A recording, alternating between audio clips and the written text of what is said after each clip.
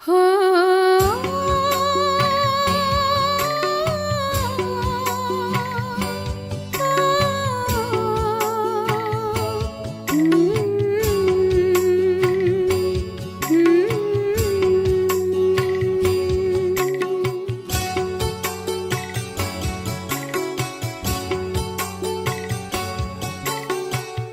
चले वतन की ओर डाल के प्रेम की डोर।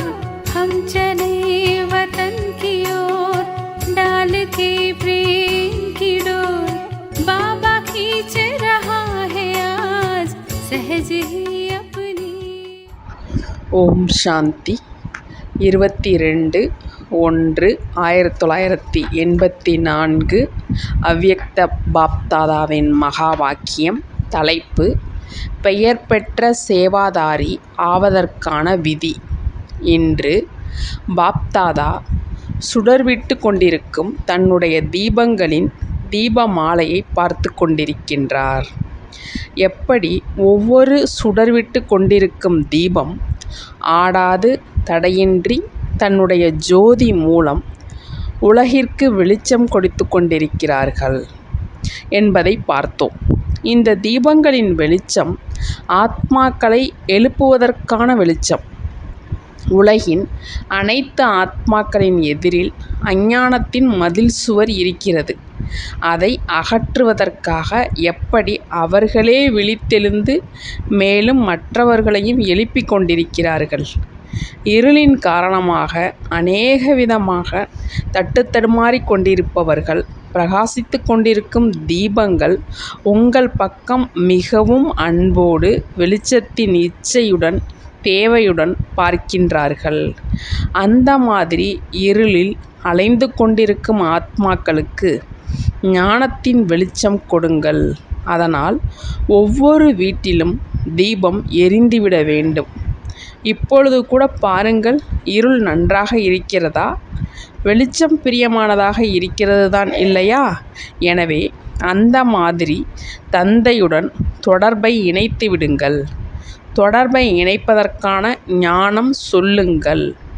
இப்பொழுது இரட்டை வெளிநாட்டினர் புத்துணர்வு அடைந்து, அதாவது சக்திசாலி ஆகி, லைட் ஹவுஸ் மைட் ஹவுஸ் ஆகி, ஞானம் நிறைந்தவராகி, சக்தி நிறைந்தவராகி, வெற்றி நிறைந்தவராகி மீண்டும் வருவதற்காக அவரவர்களுடைய சேவை நிலையங்களுக்கு சென்று கொண்டிருக்கிறீர்கள்.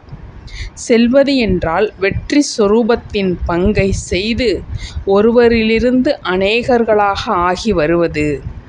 தன்னுடைய குடும்பத்தின் மற்ற ஆத்மாக்களை தந்தையின் வீட்டிற்கு அழைத்து வருவதற்காக செல்கிறீர்கள்.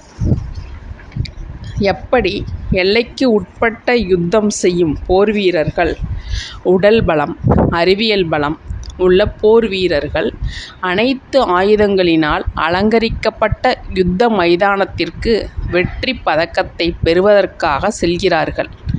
அதே போன்று நீங்கள் அனைத்து ஆன்மீக போர் வீரர்கள் சேவையின் மைதானத்தில் வெற்றி கொடியை பறக்க விடுவதற்காக சென்று கொண்டிருக்கிறீர்கள். எந்தளவு வெற்றியாளர் ஆகிறீர்களோ அந்தளவு தந்தை மூலமாக அன்பு, சகயோகம், நெருக்கம், சம்பூர்ண நிலையின் வெற்றி பதக்கத்தை பெறுகிறீர்கள். எனவே இதுவரை எனக்கு எத்தனை பதக்கங்கள் கிடைத்திருக்கின்றன என்று சோதனை செய்யுங்கள்.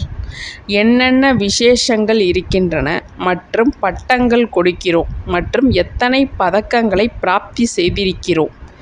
இப்பொழுதோ மிக குறைந்தவர்கள்தான் உருவாகி இருக்கிறார்கள். குறைந்ததிலும் குறைந்தது 108வது இருக்க வேண்டும் இல்லையா? மேலும் தன்னுடைய இத்தனை பதக்கங்களை பார்த்து போதையில் இருங்கள்.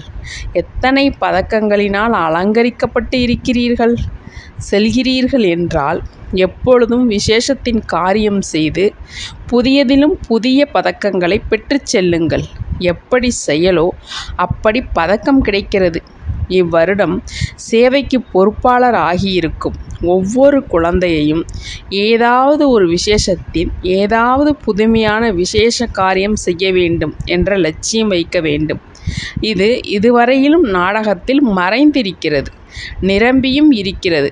இந்த காரியத்தை பிரத்யக்ஷம் செய்ய வேண்டும். எப்படி உலகியல் காரியத்தில் யாராவது ஏதாவது விசேஷ காரியம் செய்கிறார் என்றால் பெயர் பெற்றவராக ஆகிவிடுகிறார். நாலாபுறங்களிலும் விசேஷத்தின் கூடவே விசேஷ ஆத்மாவின் பெயர் கிடைத்துவிடுகிறது. அந்த மாதிரி நானும் விசேஷ காரியம் செய்ய வேண்டும் என்று ஒவ்வொருவரும் புரிந்து கொள்ள வேண்டும். வெற்றி பதக்கத்தை பெற வேண்டும். பிராமண பரிவாரத்தின் இடையில் விசேஷ சேவாதாரியனின் பட்டியலில் பெயர் பெற்றவர் ஆக வேண்டும். ஆன்மீக போதையில் இருக்க வேண்டும். பெயர் கிடைத்ததின் போதையில் இருக்கக்கூடாது.